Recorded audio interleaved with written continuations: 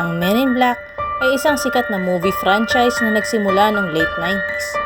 Ang pinaka-recent nilang pelikula ay ang Men in Black International na naipalabas lang nitong year 2019. Ngunit maraming tao ang hindi nakakaalam na ang pelikulang Men in Black ay based sa totoong buhay.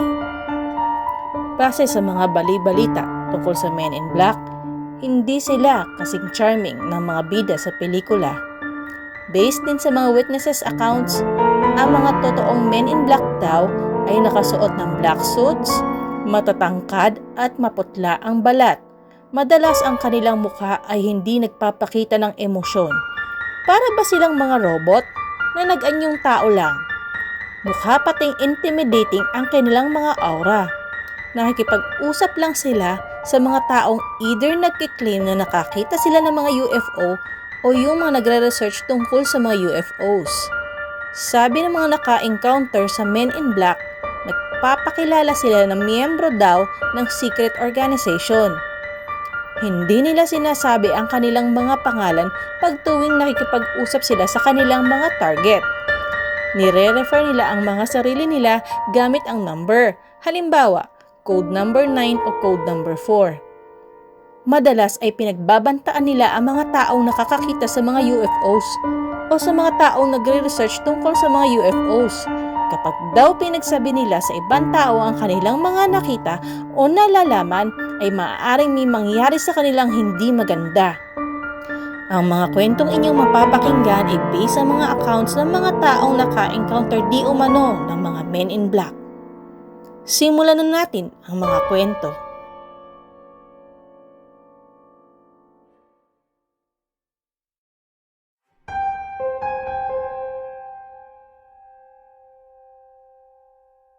Ako po si Dan Aykroyd.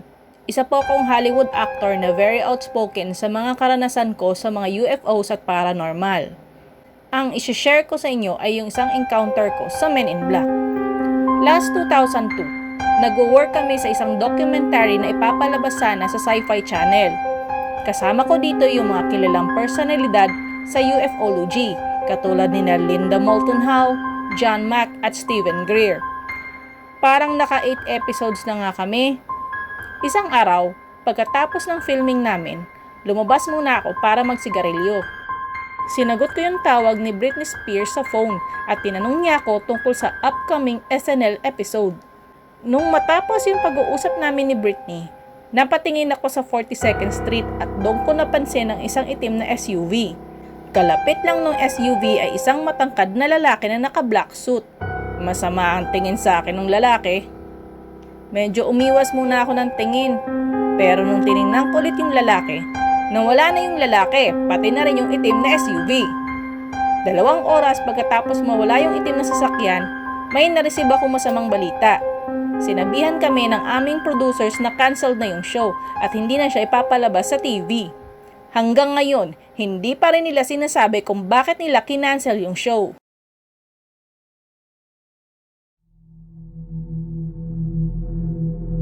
Tawagin niyo na lang akong Robert. Isang gabi, nagdadrive ako sa Toledo sa Ohio. May biglang bumangga sa kotse ko na hindi ko mawari agad kung ano. Bago ko matingnang maayos kung ano man yung bumangga, bigla na lang itong nawala. Gayunpaman, may nakita akong kapirasong metal na sa tingin ko ay galing dun sa bumangga sa akin. Pagkatapos ng ilang araw, mga 11:00 yun ng gabi, may dumating na 2 lalaki na nakasuot na itim na sombrero at itim na suit. May suot din silang sunglasses at ang sasakyan nila ay isang itim na 1953 Cadillac. Binisita nila ako para nga magtanong. Pagkatapos lang ng 1 linggo, may dumating na namang mga lalaki na ganon din ang suot at forma, pero hindi sila yung nakausap ko a week ago. Sinabi nila sa akin na ibigay ko daw sa kanila yung metal na nakuha ko. Pero binanggit ko sa kanila na wala na yung metal at pinadala ko nga for analysis. Binalaan nila ako na kapag hindi ko daw na-turn over yung metal sa kanila, sasaktan nila ang asawa ko. Pagkatapos nun, di ko na sila nakita.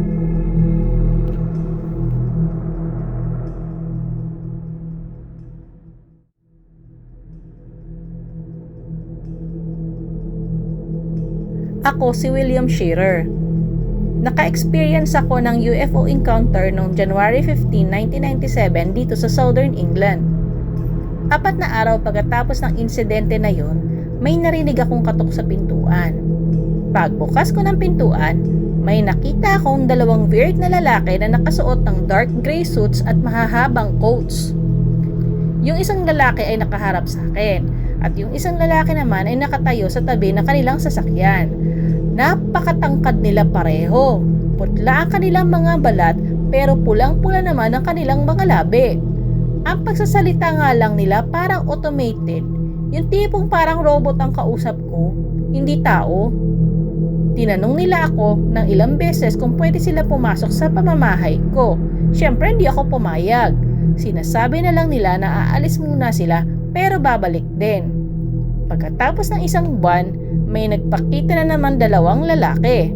Yung isang lalaki ay yung dating pumunta sa bahay pero nakatambay lang siya sa labas ng sasakyan. Pero yung pangalawa ay first time kong nakita. Pareho silang naka-black suit at may suot ding sombrero na kulay itim din. Sinabihan nila ako na gusto nilang malaman yung UFO experience ko. Pero sinabihan din nila ako ng ilang detalye tungkol sa UFO na tingin ko dapat ako lang ang nakakaalam nun. Ako nga yung naka-encounter hindi naman sila. Paano nila nalaman? May pagka-demanding din sila sa mga request nila Siyempre hiningan ko sila ng ID pero tanong lang sila ng tanong. Parang mga robot Tumanggi akong papasukin sila sa opisina ko. Pagkatapos nun ay umalis na sila at hindi na nagpakitang muli.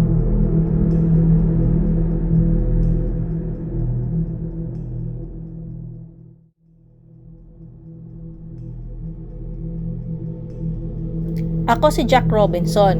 Nakatira kami ng asawa ko dito sa New Jersey. Isa akong UFO researcher kaya madalas akong hinaharas ng mga lalaking nakasuot ng black suit. Isang araw, dumating kami sa apartment ko at nakita nga namin na may mga gumalaw sa aming gamit. Kung sino man ang pumasok sa aming apartment, halatang meron silang hinahanap. Duda ko sila yung men in black na ayaw kami talagang tigilin.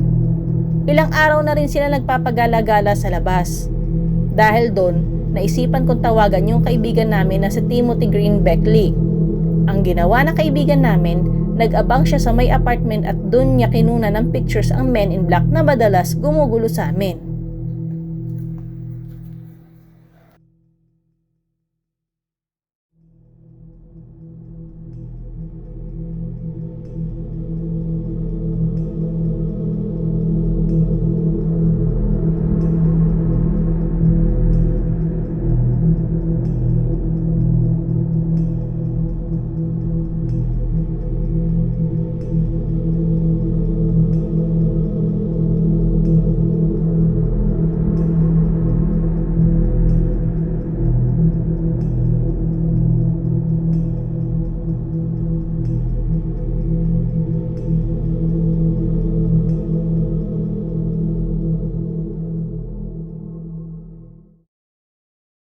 Shoutout po sa ating mga subscribers at manonood.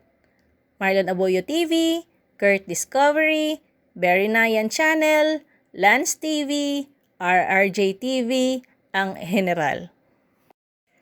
Kung gusto niyo pong magpadala ng mga nakakatakot na stories, either fiction po o kaya naman po ay based po sa totoo niyo pong experience, pwede niyo pong ipadala sa thstagaloghorrorstories@gmail.com. Maraming salamat po sa pakikinig!